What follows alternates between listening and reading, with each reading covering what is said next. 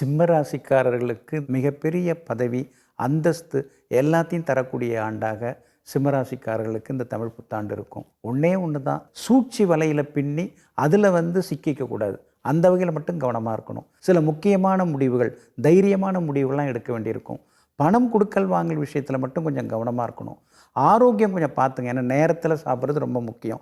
இதெல்லாம் கொஞ்சம் கவனமாக இருந்துட்டால் இந்த தமிழ் புத்தாண்டு சிம்மராசிக்காரர்களுக்கு நிச்சயமாக சிம்மாசனத்தில் உட்கார வைக்கும். அறிவு இருந்தால் தான் எதையும் சாதிக்க முடியுன்ற ஒரே கொள்கை பண்ணவங்க சிம்மராசிக்காரங்க. அவங்களுக்கு இந்த தமிழ் புத்தாண்டு பார்த்திங்கன்னா ராசியாதிபதியே உச்சம் பெற்றிருக்கார் 9ஆம் இடத்தில்.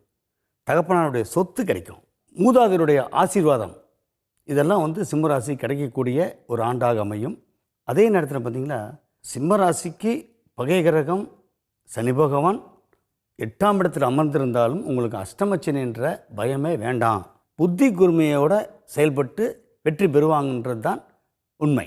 சிம்மராசிக்காரர்களுக்கு காசு பணத்திற்கு எந்த விதமான குறைகளும் இல்லாத ஒரு நல்ல புத்தாண்டு தான் அந்த தமிழ் புத்தாண்டு. ஆனால் அந்த பணத்தை சம்பாதிக்கிறதுக்கு கொஞ்சம் அலைய வேண்டியிருக்கும். உழைப்பு அதிகம், அதன் பிறகு பணம் என்கின்ற அமைப்புகள் இருக்கும். குடும்பத்தில் கூட கணவன் மனைவிக்கிடையே ஆரம்பத்தில் சில கருத்து வேறுபாடுகள் வந்தாலும் கூட பிற்பகுதி ஒரு இடத்துல பார்த்திங்கன்னா அப்படிலாம் இவங்கள மாதிரி ஒற்றுமையாக யாரும் இருக்க முடியாதுன்ற அளவிற்கு சொந்த வாழ்க்கையிலையும் கொஞ்சம் நல்ல பலன்கள் தான் இருக்குது. பிற்பகுதி 9 மாதங்கள் நல்ல விதமாக எல்லாத்துலேயும் நிறைவுகள் இருக்கக்கூடிய நல்ல வருடமாகவே இந்த புத்தாண்டு கண்டிப்பாக சிம்மத்திற்கு அமையும்.